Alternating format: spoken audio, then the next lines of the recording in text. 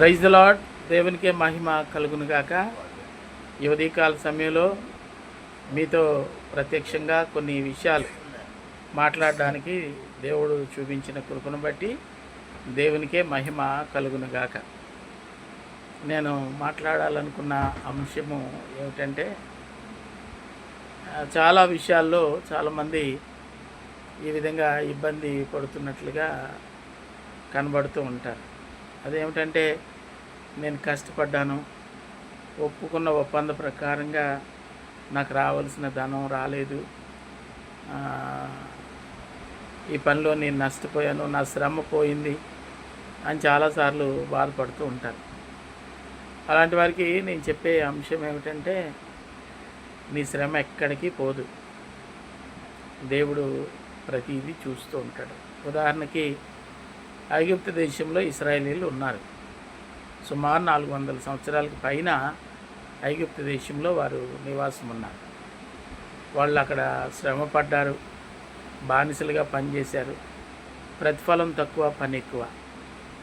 నిరాశ నిస్పృహల మధ్యలో స్వేచ్ఛ లేదే అని వాళ్ళు వాపోయినప్పుడు దేవుడు వారికి ఒక విమోచన కలుగజేశాడు. తద్వారా వారు విమోచింపబడ్డారు. కానీ వాళ్ళ శ్రమ ఐగుప్తులో ఉండిపోయింది.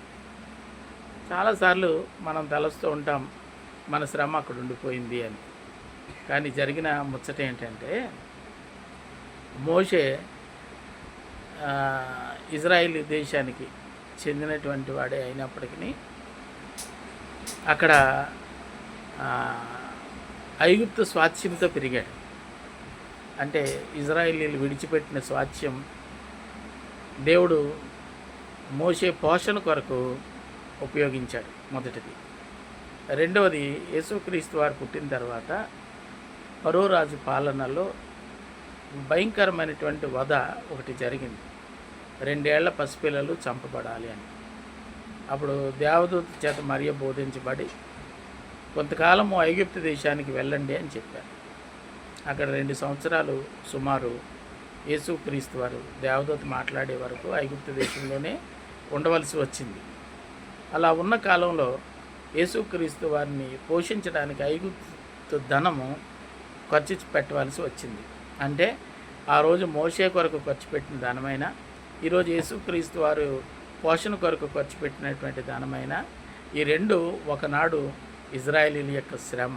నేను అంటాను, శ్రమ ఊరికినే పోయింది, పరులు సొత్తు అయిపోయిందని భావిస్తాం. కానీ ముందు తరాలకు అది పోషణగా దేవుడు మార్చే ఆలోచనకర్త మనకున్నాడు. కాబట్టి నీ శ్రమ ఊరికినే పోదు.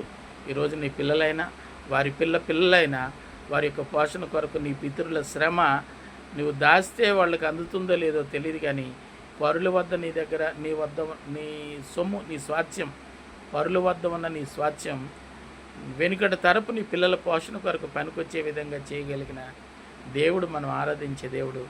ధైర్యం వహించండి. దేవుడు అన్ని పరిస్థితులను నీకు అనుకూలపరుస్తాడు. ఆమేన్.